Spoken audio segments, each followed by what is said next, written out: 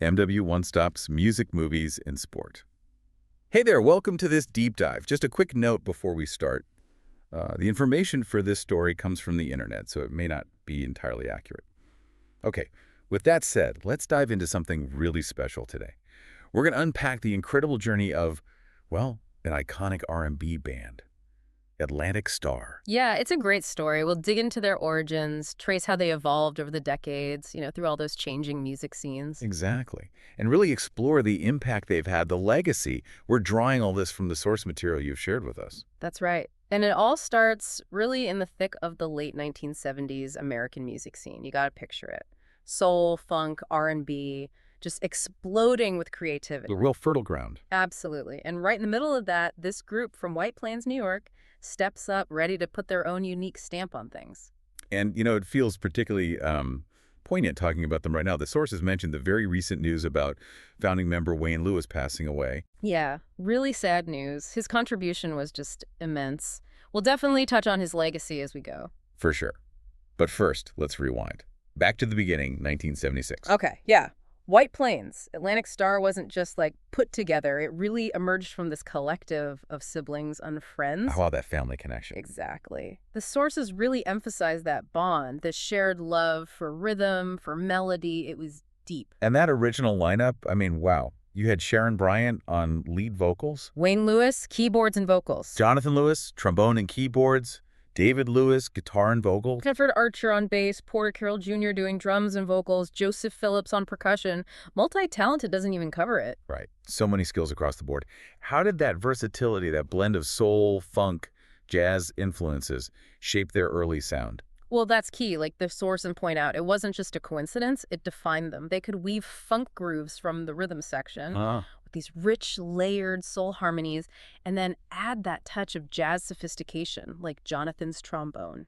Gave them a real depth from the get-go. Totally.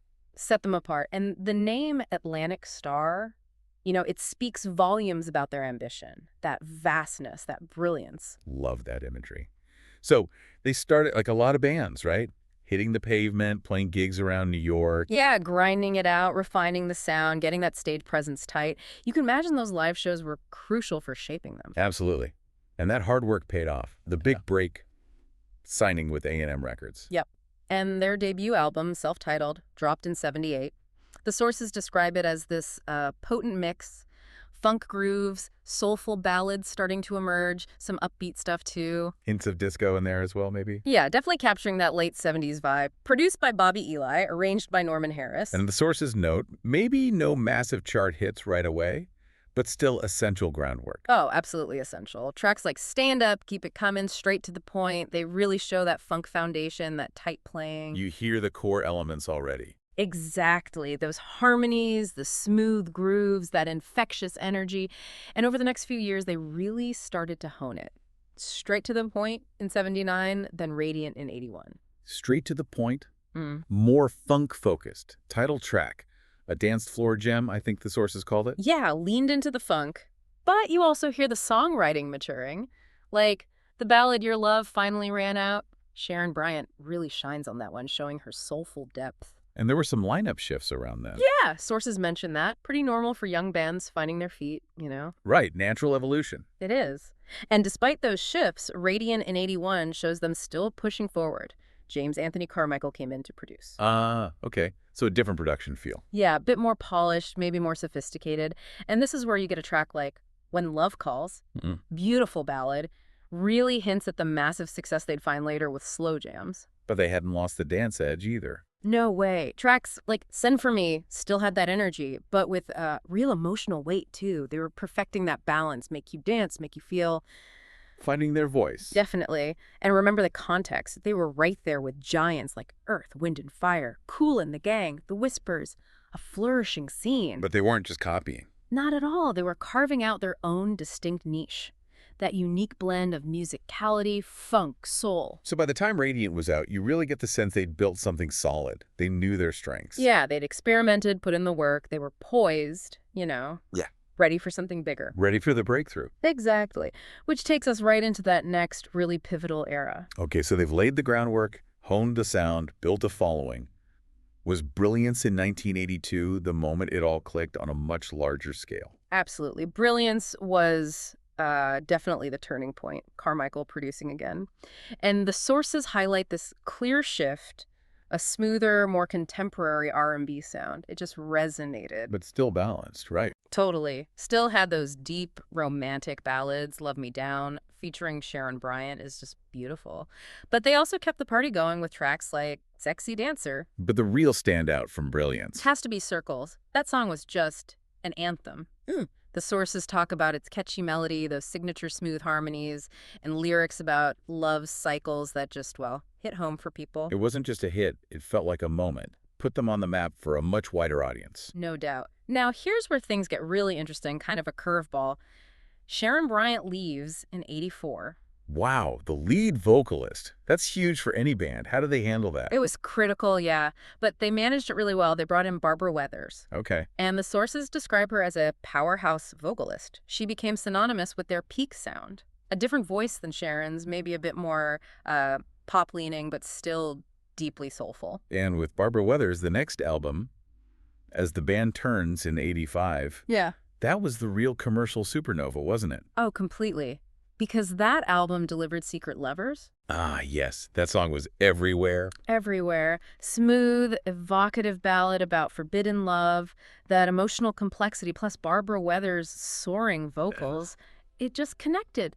Massive R&B hit, crossed over big time to pop radio, MTV. And the album had more than just a ballad, right? Oh, yeah. Tracks like Freakeristics, Silver Shadow. They still had that sensuality, that groove. As the Band Turns didn't just get them fans, it cemented them as a major force. And their live shows then must have been electric. Legendary, according to the sources. Tight musicianship, charisma.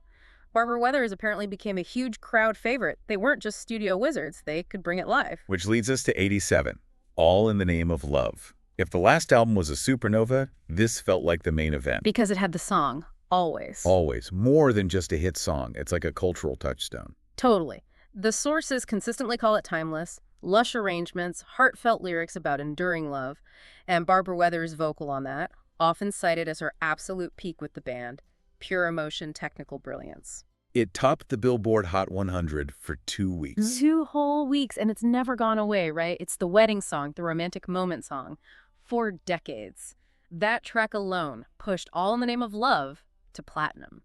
Wow. And the album itself just nailed their formula, balancing those huge slow jams like Always with really well-crafted upbeat tracks like One Lover at a Time, Armed and Dangerous. Polished sound, killer harmonies, heartfelt lyrics, appealing to R&B and pop audiences. That's the sweet spot they hit. Critics praised them for crossing over without selling out their soul, you know? Their fan base went global. By '87, they weren't just a promising group, they were R&B royalty. Their songs were becoming the soundtrack for a generation. Absolutely phenomenal run. But, you know, the music world keeps spinning, the '80s start winding down. And the '90s are on the horizon. Right. So we're moving up in 1989, feels like them trying to navigate those shifting sounds, embracing a more polished, synth-heavy production style. A sign of the times. Yeah, but trying to keep that warmth. You hear it on tracks like My First Love, still got that intimate slow jam feel, while My Sugar aimed for the dance floor. And more lineup changes happening around then, too. Barbara Weathers left. She left in '87, yeah. Portia Martin joined. Other vocalists came and went later, too. The sources stress that through all this, the Lewis brothers, David and Wayne, they were the constant core, steering the ship. So that peak era, roughly '82 to '89, just massive success, huge influence, crossover appeal. Their biggest songs are timeless. Nailed it. But like you said, the '90s landscape, that was a whole different ballgame. Let's talk about that shift. Because the '90s music scene just exploded, right? New jack swing, hip-hop soul, alternative R&B, often harder, more street-influenced sounds. Yeah, a big departure from the smooth, polished R&B they'd perfected. How do you adapt to that? Tough question. And it was a tough period. The sources mentioned personnel changes kept happening. More founding members moved on. New vocalists came in. It really changed the band's dynamics, even with the Lewis brothers still there. Their '91 album, Love Crazy, feels like them trying to bridge that gap, maybe. I think so. trying to merge their signature ballad style with those more contemporary, sometimes harder R&B rhythms that were dominating. Tracks like the title song Love Crazy or Masterpiece. Exactly. You can hear them weaving in those early 90s grooves, but trying to keep that romantic, soulful core. The sources suggest the quality was still there, the musicianship solid. But it just didn't hit the same commercially. Right. Tastes had shifted, definitely. But maybe more importantly, there was this whole new generation of artists defining the genre. Boyz II, Toni Braxton, Mary J. Blige, TLC. Huge competition. Ferocious. So their 94 album, Time, working with contemporary producers, it faced an uphill battle. Atlantic Starr's strengths, harmonies, vocals, musicianship were still there, but the industry spotlight had moved. But they didn't just fold, right? The sources emphasized their resilience. Incredible resilience and dedication. They kept adapting, kept embracing new influences where they could, and crucially, they kept performing. Touring became absolutely vital. Keeping that connection with the fan base. Exactly. Fans still packed venues to hear Always, Secret Lovers, Circles live. That core group who grew up with them, they provided the fuel. The 90s really showed their grit. And they carried that into the 2000s and beyond. Navigating the digital age, streaming, all that. Yeah, their approach seemed to be about honoring the past while finding a place in the modern world. Live shows became maybe the main focus. Tapping into that nostalgia wave for 80s and 90s R&B. Totally, drawing multi-generational crowds who wanted to experience those timeless songs live. And even without new chart toppers, their influence kept spreading. Younger artists citing them? Yeah, sources mention that. Their harmonies, songwriting, that blend of funk, soul, pop, it was a blueprint for a lot of artists blending musicality with appeal. They even released an album called Legacy in 2005. Right, celebrating their history, revisiting things with modern production, showing they could still create, still stay true to their essence. And the digital age, streaming, did that help? Hugely important, yeah. Like a lot of legacy acts, their catalog found new life on Spotify, Apple Music, YouTube, younger listeners discovering Always or Secret Lovers decades later. Keeping the music alive for new generations. Exactly. And the core mission, led by the Lewis brothers, just continued. Collaborating, performing, keeping the sound vibrant even as members changed. Live shows became these celebrations. Celebrating the past, the power of soul music. And their legacy isn't just their own recordings. It's in the samples, the covers. They're woven into the fabric of modern music history. Now, you mentioned earlier the recent sad news. It feels important as we wrap up to specifically reflect on Wayne Lewis. Yes, absolutely. The sources confirmed he passed away on June 5, 2025 at 68. And they rightly emphasized just how huge his contributions were. Co-founder, keyboards, vocals, fundamental to their sound. Instrumental in hits like Secret Lovers, Always, Masterpiece. Absolutely. His passing really is the end of an era. For so long, David and Wayne Lewis were the heart of Atlantic Starr. It leaves a huge void, not just for the family and band, but for fans everywhere. Tributes poured in. Atlantic Starr's own social media message, quoted in the sources, was really heartfelt. It is with great sadness. Wayne was a founding member, his contributions immeasurable. He will be deeply missed. Yeah, powerful words. The sources also gave details about his funeral June 7th in Smyrna, Delaware, with firefighter honors, which speaks to his life beyond music. Details at parcelfuneralhomes.com, as mentioned. It's a definite loss. But, as soultracks.com pointed out, his work lives on. His talent, his voice, it's preserved in those timeless songs. Couldn't agree more. So looking back at this whole journey we've deep dived into, from White Plains origins through those massive peaks with Circles, Secret Lovers, Always, navigating all the changes. It's a story of incredible resilience, constant reinvention. And this amazing ability to create music that hits you on both levels, makes you move, but also connects emotionally, deeply. Hopefully this dive is giving you, the listener, a real shortcut to understanding not just the hits, but the whole rich history and influence of this amazing band. They face down everything, shifting tastes, lineup changes, industry shifts. Yet those biggest songs feel just as fresh today. They really do. So thinking about that 50-year span, their adaptability, and how those signature ballads still resonate so universally, what does Atlantic Starr's story really tell us about the enduring power of authentic soul music, its ability to transcend trends and connect across generations? That's definitely something to think about, a testament to their legacy.